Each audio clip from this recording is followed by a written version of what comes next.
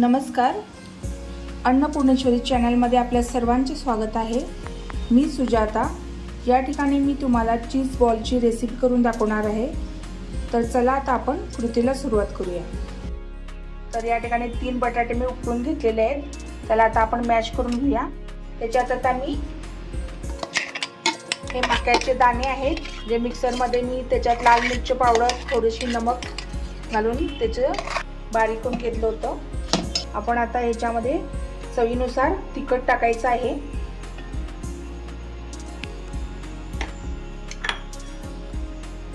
काळी मिरी पावडर, चवीनुसार मीठ घालून घ्यायचं। आणि आता या ठिकाणी मी ते चीजचे जे शीट आहेत ते शीट घालून घेणार आहे।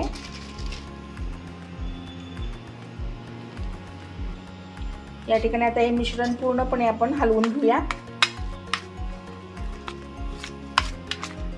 पास्ता मिक्स घालायचा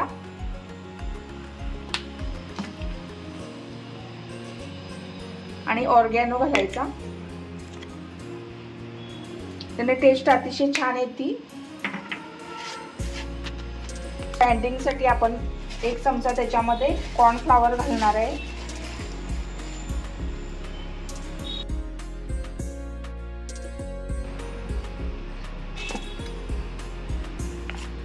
आणि 2 चमचे आपण ब्रेड क्रम्स घालायचे। तर या मिश्रणात आपण कोथिंबीर घालून घ्यायची, त्याने चव अतिशय सुंदर येते। तर या ठिकाणी बघा आता आपलं चीज बॉलचं मिश्रण तयार झालेलं आहे। आता थोडंसं आपण घ्यायचं मिश्रण, घेऊया थोडं आणि आपण मोदकाची पाती कशी करतो तशी करून घ्यायची। बघा हे असं जरा खोलगट केल्यानंतर इथं मी चीजचे तुकडे करून घेतलेले आहेत। ते चीजचे तुकडे आहेत ते एक एक असा घालायचा आणि ह्याला असं बंदिस्त करायचं। आणि आता ह्याला असं गोल करून घ्यायचं। आणि हे जे असे बॉल्स आहेत आता आपण तयार करून घेऊया पहिलं। तर या ठिकाणी आपले चीज बॉल्स तयार झालेले आहेत। तर त्याला आता आपण कोटिंग करूया। आता या ठिकाणी मी मैदा घेतलेला आहे आणि थोडंसं नमक घालायचं त्याच्यामध्ये। आणि आता पाण्यामध्ये त्याचा आता घोल करून घ्यायचं आपल्याला। थोडं थोडं पाणी घालायचं, जास्त पातळ नाही करायचं मिश्रण। या ठिकाणी पाहू शकता तुम्ही कसं मिश्रण केलेलं आहे, अशा पद्धतीनेच पाहिजे, जास्त पातळ करायचं नाही। तर या ठिकाणी आपण मैद्याचा जो घोल करून घेतला होता त्याच्यामध्ये आता आपण त्याला चांगलं लावून घ्यायचं, मैदा लावून घ्यायचा।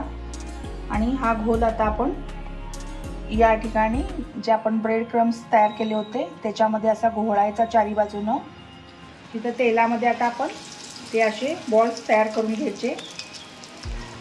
बाकीचे पण असेच आपण तयार करून घेऊया। तर या ठिकाणी बघा मी गोल्डन ब्राउन होईपर्यंत त्याला चांगलं फ्राय करून घेतलेलं आहे।